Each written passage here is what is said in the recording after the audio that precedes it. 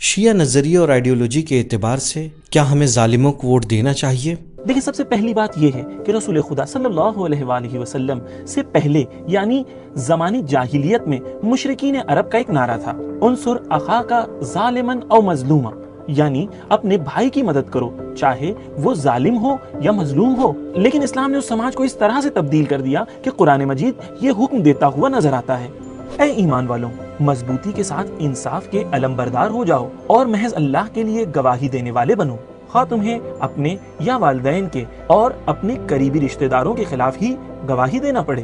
اور مولا کائنات امیر المومنین حضرت علی علیہ السلام اپنی وصیت میں فرماتے ہیں کہ دیکھو، ظالم کے دشمن بن جاؤ اور مظلوم کے مددگار بنو۔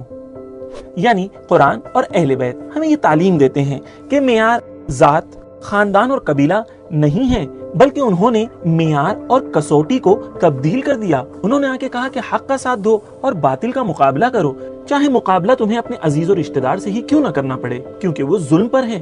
ظاہر سی بات ہے کہ اسلام کی نظر میں ایک ظالم کا مقابلہ ہونا چاہیے، اور نیک اور قابل انسان کے انتخاب میں تعصب سے پرہیز یعنی پریجوڈس سے پرہیز کرنا چاہیے۔ کچھ کتابوں میں رسول اکرم سے یہ حدیث نقل ہوئی ہے کہ رسول خدا صلی اللہ علیہ وآلہ وسلم فرماتے ہیں، حکومت اور ملک کفر کے ساتھ تو باقی رہ سکتی ہے، لیکن ظلم کے ساتھ باقی نہیں رہ سکتی۔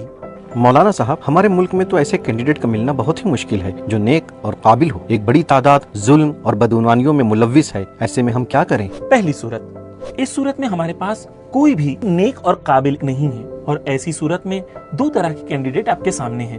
مثال کے طور پر کینڈیڈیٹ اے، جس میں ہم صرف برائی اور ظلم دیکھتے ہیں، اور جس کے جیتنے کی وجہ سے سماج میں تفرقہ یا کمیونلزم کے پھیلنے کا خطرہ ہو، اور جس کے جیتنے کی وجہ سے سماج میں نفرتیں پھیلنے کا خطرہ ہو۔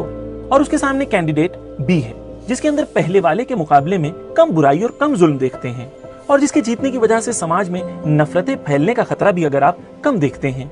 تو ایسی حالت میں ہمارے پاس ایک عقلی قانون ہے جسے ہم ارتکاب اقل القبیحین کہتے ہیں، یعنی دو برائیوں میں سے کم تر برائی کو چننا جس سے ضرر اور نقصان کو کم کیا جا سکتا ہو۔ اب ووٹ دینے کے معاملے میں اگر آپ کے سامنے جتنے بھی کینڈیڈیٹس ہیں ان میں برائی پائی جاتی ہے، ایسی صورت میں اس شخص کو ووٹ کریں جس کے اندر دوسرے کے مقابلے پہ کمتر یا منیمم برائی پائی جاتی ہو۔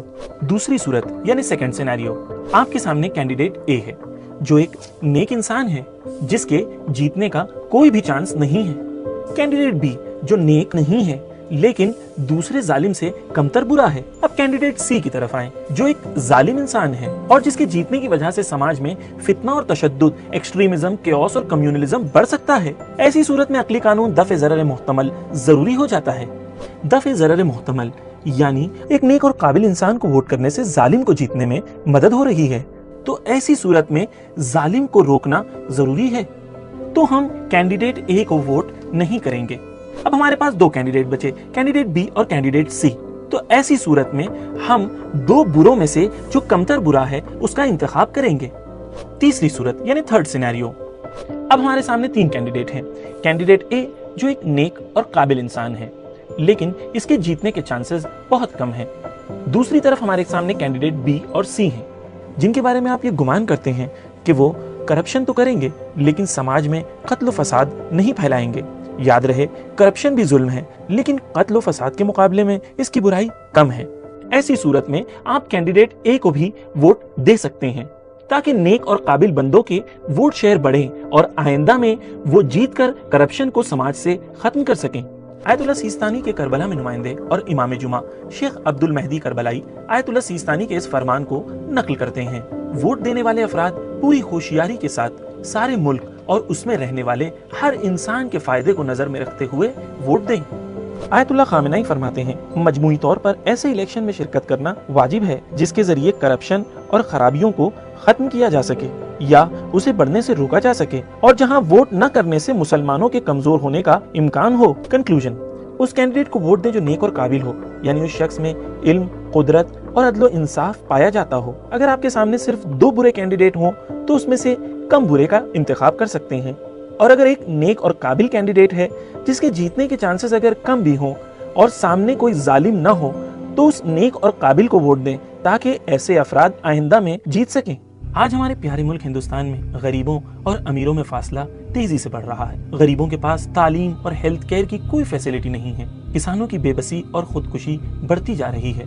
बेरोजगारी बढ़ती जा रही है। लड़कियों पर होने वाले जुल्म, जैसे उनका माँ के शिकम में कत्ल हो जाना और रेप जैसी घिनौनी बीमारियां तेजी से फैल रही हैं। तबकाती निज़ाम और कास्ट डिस्क्रिमिनेशन हमारे समाज में हर रोज बढ़ता चला जा रहा है।